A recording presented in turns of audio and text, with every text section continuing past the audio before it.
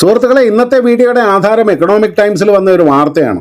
ആ വാർത്തയുടെ തലക്കെട്ട് ഇങ്ങനെയായിരുന്നു: ED വിദേശ ധനസഹായ ചട്ടലംഘനവുമായിട്ട്, അതായത് FCRAയുമായിട്ട് ബന്ധപ്പെട്ട ഒരു ശൃംഖല കണ്ടെത്തി. ഇത് രോഹിംഗ്യൻ ബംഗ്ലാദേശി നുഴഞ്ഞുകയറ്റത്തിന് സഹായിച്ചതായി ആരോപണം. എന്താ മനസ്സിലായി?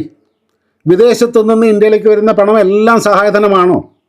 ചാരിറ്റി, മനുഷ്യാവകാശം, പുനരധിവാസം, സാമൂഹിക സേവനം തുടങ്ങിയ മനോഹരമായ പേരുകളിൽ എത്തുന്ന പണം അതേ ലക്ഷ്യങ്ങൾക്ക് തന്നെയാണോ ചെലവാകുന്നത്?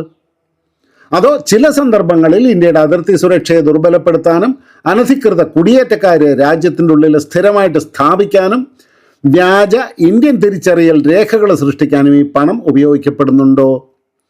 എൻഫോഴ്സ്മെന്റ് ഡയറക്ടറേറ്റിൻ്റെ പുതിയ അന്വേഷണമാണ് ഈ ചോദ്യം അതീവ ഗൗരവത്തോടെ ഉയർത്തുന്നത്. ആദ്യം തന്നെ ഒരു കാര്യം വ്യക്തമായിട്ട് പറയാം. ഇപ്പോൾ പുറത്തു വന്നിരിക്കുന്നത് അന്വേഷണ ഏജൻസികളുടെ ആരോപണങ്ങളും പ്രാഥമിക കണ്ടെത്തലുകളും മാത്രമാണ്. പക്ഷേ പുറത്തു വന്ന വിവരങ്ങൾ ശരിയാണെങ്കിൽ ഇന്ത്യയിലെ വിദേശ ധനനിയന്ത്രണത്തെ എതിർക്കുന്നവർ മറുപടി പറയേണ്ട വളരെ ഗൗരവമുള്ള ചോദ്യങ്ങൾ ഇതിലുണ്ട്. നമസ്കാരം സുഹൃത്തുക്കളെ, രഘുനാഥ് ചൈതന്യ ഡിഫൻസ് ആൻഡ് ജിയോ പൊളിറ്റിക്സിൻ്റെ നമ്മുടെ രാജ്യസുരക്ഷയെ ബാധിക്കുന്ന ഒരു വീഡിയോയിലേക്ക് സ്വാഗതം. എന്താണ് ED കണ്ടെത്തിയത്? 2026 ജൂലൈ 16 എൻഫോഴ്സ്മെന്റ് ഡയറക്ടറേറ്റിൻ്റെ ലക്നൗ സോണൽ ഓഫീസ് പശ്ചിമ ബംഗാൾ, ഡൽഹി, ഉത്തർപ്രദേശ്, ഹരിയാന ഉൾപ്പെടെയുള്ള സംസ്ഥാനങ്ങളിലെ 16 കേന്ദ്രങ്ങളിൽ പരിശോധന നടത്തി. ഇത് സാധാരണ സാമ്പത്തിക ക്രമക്കേട് അന്വേഷിക്കുന്ന റെയ്ഡ് മാത്രമായിരുന്നില്ല. EDയുടെ ഔദ്യോഗിക പ്രസ്താവന തന്നെ ഈ കേസിനെ alleged terror funding and illegal infiltration network, അതായത് ഭീകരപ്രവർത്തന ധനസഹായവും അനധികൃത നുഴഞ്ഞുകയറ്റ ശൃംഖലയും സംബന്ധിച്ച അന്വേഷണം എന്നാണ് വിശേഷിപ്പിക്കുന്നത്. ഈ അന്വേഷണം ആരംഭിച്ചത് 2023 ഒക്ടോബറിൽ Uttar Pradesh anti terrorism squad register ചെയ്ത ഒരു കേസിനെ തുടർന്നാണ്. ആ കേസ് എന്താണ്? രോഹിംഗ്യരെയും ബംഗ്ലാദേശി പൗരന്മാരെയും ഇന്ത്യയുടെ അന്താരാഷ്ട്ര അതിർത്തി അനധികൃതമായിട്ട് കടക്കാൻ സഹായിക്കുക, അവർക്ക് Aadhaar card, pan card, passport തുടങ്ങിയ വ്യാജ ഇന്ത്യൻ രേഖകൾ നിർമ്മിച്ച് നൽകുക, ശേഷം അവരെ ഇന്ത്യയുടെ വിവിധ ഭാഗങ്ങളിൽ എത്തിച്ച് സ്ഥിരമായിട്ട് താമസിപ്പിക്കുക, അതിനാവശ്യമായ സാമ്പത്തിക സഹായവും തൊഴിലവസരങ്ങളും ജീവിതോപാധികളും ഒരുക്കി കൊടുക്കുക. ഇതിനെ കേവലം അഭയാർത്ഥികൾക്ക് ഭക്ഷണവും മരുന്നും നൽകുന്ന മാനുഷിക പ്രവർത്തനമായിട്ട് കാണാനാവില്ല. അതിർത്തി കടത്തൽ, വ്യാജ തിരിച്ചറിയൽ, ബാങ്ക് അക്കൗണ്ടുകളുടെ ദുരുപയോഗം, മനുഷ്യക്കടത്ത്, രാജ്യത്തിനുള്ളിലെ സ്ഥിരതാമസം, ഇതെല്ലാം ചേർന്നാൽ അതൊരു സംഘടിത ദേശീയ സുരക്ഷാ വെല്ലുവിളിയാണ്. ഇത് തന്നെ ഒരു തീവ്രവാദ പ്രവർത്തനമാണ് എന്ന് നമുക്ക് വ്യാഖ്യാനിച്ചുകൂടെ? EDയുടെ ഔദ്യോഗിക റിപ്പോർട്ടിലെ ഏറ്റവും നിർണായകമായ ഭാഗം ചില ചാരിറ്റബിൾ ട്രസ്റ്റുകളും സ്ഥാപനങ്ങളും വിദേശ സംഭാവനകൾ സ്വീകരിച്ചതായും ആ പണം പല അക്കൗണ്ടുകളിലൂടെയും ഇടനില അക്കൗണ്ടുകളിലൂടെയും പണമായി പിൻവലിച്ചും വഴിതിരിച്ചു വിട്ടതായും ആരോപിക്കുന്നതാണ്. ലേഡ് ട്രാൻസാക്ഷൻ എന്ന് പറയുന്നത് പണത്തിൻ്റെ യഥാർത്ഥ ഉറവിടവും അന്തിമ ഉപയോഗവും മറച്ചുവയ്ക്കാൻ വേണ്ടിയിട്ട് നിരവധി അക്കൗണ്ടുകളും ഇടപാടുകളും ഉപയോഗിക്കുന്ന ഒരു രീതിയാണ്. അതുപോലെ തന്നെ മ്യൂൾ അക്കൗണ്ട്സ് എന്ന് പറയുന്നത് മറ്റൊരാളുടെ നിർദ്ദേശപ്രകാരം പണം സ്വീകരിക്കാനും കൈമാറാനും ഉപയോഗിക്കുന്ന ബാങ്ക് അക്കൗണ്ടുകളാണ്. വലിയ തുക നേരിട്ട് ഒരാൾക്ക് നൽകിയാൽ അന്വേഷണ ഏജൻസികളുടെ ശ്രദ്ധയിൽപ്പെടും. അപ്പോൾ എന്താ ചെയ്യേണ്ടത്?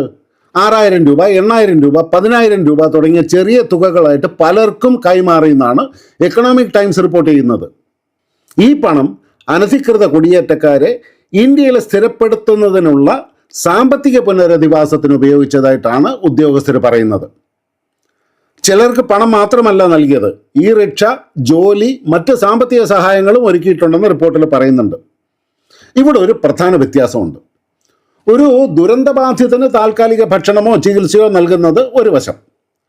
എന്നാൽ ഒരു വിദേശ പൗരനെ അനധികൃതമായിട്ട് രാജ്യത്തിനുള്ളിൽ എത്തിച്ച് വ്യാജ ഇന്ത്യൻ രേഖ നൽകി, ജോലി നൽകി സ്ഥിരമായിട്ട് കുടിയിരുത്തുന്നത് മറ്റൊരു കാര്യമാണ്.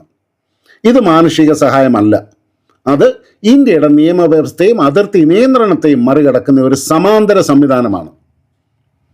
EDയുടെ ഔദ്യോഗിക അറിയിപ്പ് അനുസരിച്ച് ഏകദേശം 40 ലക്ഷം രൂപയുടെ കണക്കിൽപ്പെടാത്ത പണം, 180 ഗ്രാം സ്വർണം, ബാങ്ക് രേഖകൾ, ഡിജിറ്റൽ ഉപകരണങ്ങൾ, മറ്റ് അന്വേഷണ സാമഗ്രികൾ എന്നിവ പിടിച്ചെടുത്തു. പ്രധാന ചില വ്യക്തികളുടെ മൊഴികളും രേഖപ്പെടുത്തിയിട്ടുണ്ട്. അന്വേഷണം ഇപ്പോഴും തുടരുന്നു. അപ്പോൾ പിന്നെ ഈ സംഭവത്തിൻ്റെ ഏറ്റവും വലിയ ചോദ്യം എന്താണ്? വിദേശ ധനത്തിൻ്റെ അന്തിമ ഉപയോഗം സർക്കാർ പരിശോധിക്കേണ്ടതില്ല എന്ന വാദം ഇനി നിലനിൽക്കുമോ? സുഹൃത്തുക്കളെ, FCRA foreign contribution regulation act ഒരു NGO വിരുദ്ധ നിയമമൊന്നുമല്ല.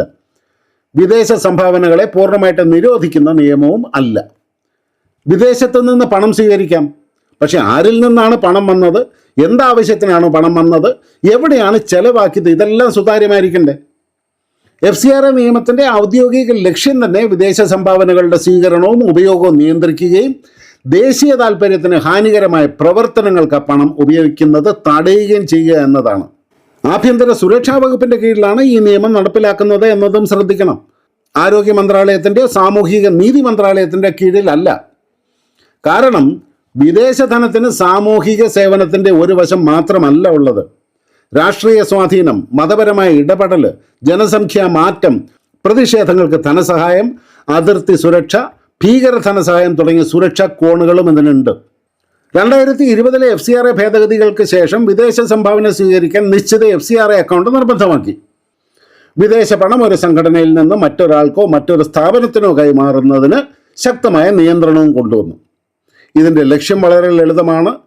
പണം വന്ന ഉറവിടത്തിൽ നിന്നും അന്തിമ ഉപയോഗം വരെയുള്ള ഫിനാൻഷ്യൽ ട്രാക്ക് ഫോളോ ചെയ്യാനായിട്ട് സാധിക്കണം. ഒരു വിദേശ സ്ഥാപനം വിദ്യാഭ്യാസ പ്രവർത്തനത്തിന് പണം നൽകിയാൽ അത് അതിർത്തി കടത്തലിനോ വ്യാജരേഖാ നിർമ്മാണത്തിനോ പോകാൻ പാടില്ല. ഒരു സംഘടന പണം സ്വീകരിച്ച് അത് 10 ചെറിയ സ്ഥാപനങ്ങളിലേക്കും 100 കണക്കിന് വ്യക്തികളിലേക്കും മാറ്റിയാൽ യഥാർത്ഥ ഉപയോഗം കണ്ടെത്തുക വളരെ പ്രയാസമാണ്. അതുകൊണ്ടാണ് ഫോറിൻ കോൺട്രിബ്യൂഷൻ മറ്റൊരാൾക്ക് കൈമാറുന്നതിൽ നിയന്ത്രണവും നിശ്ചിത ബാങ്ക് ചാനലിലൂടെ പണം സ്വീകരിക്കണമെന്ന് വ്യവസ്ഥയും വന്നത്. ഈ നടപടികളെയാണ് നമ്മുടെ നാട്ടിലെ ചിലർ സിവിൽ സൊസൈറ്റി അടിച്ചമർത്തുന്നു എന്നൊക്കെ വിമർശിക്കുന്നത്. എന്നാൽ ഇപ്പോഴത്തെ ED കേസ് ഒരു കാര്യമാണ് കാണിക്കുന്നത്: നിയന്ത്രണമില്ലാത്ത സംവിധാനം ദുരുപയോഗത്തിനുള്ള വാതിൽ തുറന്നിടുന്നു. ഇന്ത്യക്കുള്ളിലെ ഒരു ഇന്ത്യൻ പൗരൻ സ്വന്തം പണത്തിൽ ഒരു സംഘടന നടത്തുന്നത് പോലും നിയമത്തിന് വിധേയമാണ്. അപ്പോൾ പിന്നെ മറ്റൊരു രാജ്യത്തുനിന്ന് വരുന്ന കോടിക്കണക്കിന് രൂപയ്ക്ക് പരിശോധന വേണ്ടാന്ന് എങ്ങനെയാ പറയുക? വിദേശ സംഭാവന പലപ്പോഴും ദാനമായിട്ട് വരാം. വലിയൊരു വിഭാഗം സ്ഥാപനങ്ങൾ അതിനെ സത്യസന്ധമായിട്ട് വിദ്യാഭ്യാസം, ആരോഗ്യം, ദുരിതാശ്വാസം എന്നിവയ്ക്കായിട്ട് ഉപയോഗിക്കുകയും ചെയ്യുന്നുണ്ട്. അവരെ ഒന്നും സംശയത്തിൻ്റെ നിഴലിൽ നിർത്തേണ്ട കാര്യവുമില്ല. പക്ഷേ വിദേശ ധനസഹായം ഒരു രാജ്യത്തിൻ്റെ ആഭ്യന്തര രാഷ്ട്രീയം, മതസാമൂഹിക ഘടന, ജനസംഖ്യ വിതരണം, അതിർത്തി നിയന്ത്രണം എന്നിവയെ സ്വാധീനിക്കാനുള്ള ഉപകരണമാകാൻ പാടില്ല. ജനാഭിപ്രായത്തെ സ്വാധീനിക്കുക, സമൂഹത്തിൽ സ്ഥിരമായ സംഘർഷ രേഖകൾ സൃഷ്ടിക്കുക, വ്യാജരേഖ ശൃംഖലകൾ വളർത്തുക, ജനസംഖ്യ മാറ്റത്തിന് സഹായിക്കുക, നിയമ സംവിധാനത്തിനെ മറികടക്കുന്ന സാമ്പത്തിക ശൃംഖല സ്ഥാപിക്കുക, ഇതെല്ലാം ഹൈബ്രിഡ് വാർഫെയറിൻ്റെ ഭാഗമാണ്. അതുകൊണ്ട് വിദേശ പണത്തെ നിരീക്ഷിക്കുന്നത് സംശയരോഗമല്ല, അതൊരു പരമാധികാര രാഷ്ട്രത്തിൻ്റെ അടിസ്ഥാന ഉത്തരവാദിത്തമാണ്. ഇവിടെ നമ്മൾ മറ്റൊരു അപകടം കൂടെ തിരിച്ചറിയണം. ഒരു അനധികൃത കുടിയേറ്റക്കാരന് വ്യാജ ആധാർ ലഭിച്ചു എന്ന് വിചാരിക്കുക. ശേഷം അതിൻ്റെ അടിസ്ഥാനത്തിൽ pan card, bank account, mobile SIM card, വാടക വീട്, തൊഴിൽ, റേഷൻ സംവിധാനങ്ങളിലേക്കുള്ള പ്രവേശനം ഇതെല്ലാം ലഭിക്കും. കുറച്ച് വർഷങ്ങൾക്ക് ശേഷം ആ വ്യക്തിയുടെ യഥാർത്ഥ ദേശീയത കണ്ടെത്തുന്നത് പോലും ബുദ്ധിമുട്ടാകും. അതായത് ഒരു വ്യാജരേഖ കേവലം ഒരു കാർഡല്ല, അത് ഇന്ത്യയുടെ സാമ്പത്തിക ഭരണ സംവിധാനത്തിലേക്കുള്ള ഒരു പ്രവേശന കവാടമാണ്. സുഹൃത്തുക്കളെ, രോഹിംഗ്യരുടെ ദുരിതം യാഥാർത്ഥ്യമാണ്. പീഡനം നേരിടുന്നവരോട് മനുഷ്യത്വപരമായ സമീപനവും വേണം. പക്ഷേ മനുഷ്യപരമായ സമീപനം എന്നത് ഇന്ത്യയുടെ അതിർത്തി തുറന്നിടുക എന്നല്ല. അഭയം നൽകണോ, എത്ര കാലം നൽകണം, ആർക്ക് നൽകണം, എവിടെ താമസിപ്പിക്കണം, സുരക്ഷാ പരിശോധന എങ്ങനെ നടത്തണം, ഇതെല്ലാം തീരുമാനിക്കേണ്ടത് നമ്മുടെ തിരഞ്ഞെടുക്കപ്പെട്ട ഇന്ത്യൻ സർക്കാരാണ്. അല്ലാതെ വിദേശ പണം ലഭിക്കുന്ന ഒരു സ്വകാര്യ സംഘടനയല്ല. ഒരു NGOയ്ക്കും ഇന്ത്യയുടെ കുടിയേറ്റ നയം സ്വകാര്യമായിട്ട് മാറ്റി എഴുതാനുള്ള അവകാശമില്ല. സഹായിക്കാം, എന്നാൽ ഇന്ത്യൻ നിയമത്തിൻ്റെ ഉള്ളിൽ നിന്ന്. രേഖകൾ നിർമ്മിക്കാനോ തിരിച്ചറിയൽ മാറ്റാനോ അനധികൃത കുടിയേറ്റത്തെ സ്ഥിരതാമസമാക്കി മാറ്റാനോ അവർക്ക് അവകാശമില്ല. സർക്കാരിനെ വിമർശിക്കുന്ന ഓരോ സംഘടനയും രാജ്യവിരുദ്ധമാണ് എന്ന് പറയുന്നത് തെറ്റാണ്. FCRA രജിസ്ട്രേഷൻ റദ്ദാക്കപ്പെട്ട എല്ലാ സ്ഥാപനങ്ങളും ദേശീയ സുരക്ഷാ ഭീഷണിയാണെന്നും പറയാൻ പറ്റില്ല. രേഖാസമർപ്പണത്തിലെ വീഴ്ച മുതൽ ഗുരുതരമായ ധനവ്യതിയാനം വരെ പല കാരണങ്ങൾ ഇതിനുണ്ടാകാം. പക്ഷേ അതിൻ്റെ മറുവശവും സമ്മതിക്കണം. NGO അല്ലെങ്കിൽ ചാരിറ്റി എന്ന പേരെഴുതിയത് കൊണ്ട് ഒരു സ്ഥാപനത്തിന് പരിശോധനയിൽ നിന്ന് ഇളവ് ലഭിക്കില്ല. സൈന്യത്തെയും രാഷ്ട്രീയ പാർട്ടികളെയും കമ്പനികളെയും മാധ്യമങ്ങളെയും പോലെ NGOകളും ഉത്തരവാദിത്തമുള്ളവരായിരിക്കണം. സുതാര്യമായി പ്രവർത്തിക്കുന്ന സ്ഥാപനങ്ങൾക്ക് കർശനമായ അക്കൗണ്ടിംഗ് സംവിധാനത്തെ ഭയപ്പെടേണ്ട കാര്യമില്ലല്ലോ. ഈ കേസിലെ ആരോപണങ്ങൾ നൽകുന്ന സുരക്ഷാ മുന്നറിയിപ്പ് അവഗണിക്കാനാവില്ല. വിദേശത്ത് നിന്ന് പണം വരുന്നു, അത് ചാരിറ്റബിൾ ട്രസ്റ്റുകളിലേക്ക് എത്തുന്നു, അവിടെ നിന്ന് പല അക്കൗണ്ടുകളിലേക്കും ചെറിയ തുകകളായിട്ട് മാറുന്നു.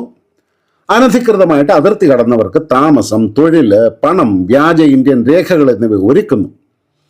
ഇന്ത്യക്ക് വിദേശ സഹായത്തോട് വിരോധമില്ല, പക്ഷേ വിദേശ സഹായത്തിൻ്റെ പേരിൽ ഇന്ത്യയുടെ നിയമത്തെ മറികടക്കാൻ അനുവദിക്കാൻ പറ്റില്ല.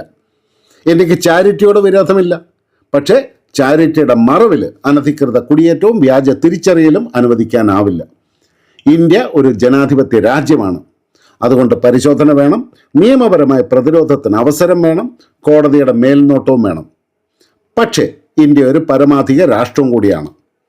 അതുകൊണ്ട് ഇന്ത്യയിലേക്ക് വരുന്ന ഓരോ വിദേശ രൂപയും എവിടേക്കാണ് പോകുന്നത് എന്നറിയാനുള്ള അവകാശവും ഉത്തരവാദിത്വവും ഇന്ത്യൻ സർക്കാരിനുണ്ട്. ദേശീയ സുരക്ഷയിൽ സുതാര്യത ഒരു ഓപ്ഷനേ അല്ല, അത് നിർബന്ധമാണ്. അതുകൊണ്ട് രാജ്യ താൽപ്പര്യം മാത്രമാണ് വലുത്. വീണ്ടും കണ്ടുമുട്ടാം. ജയ് ഹിന്ദ്, ഭാരത് മാതാ കി ജയ്.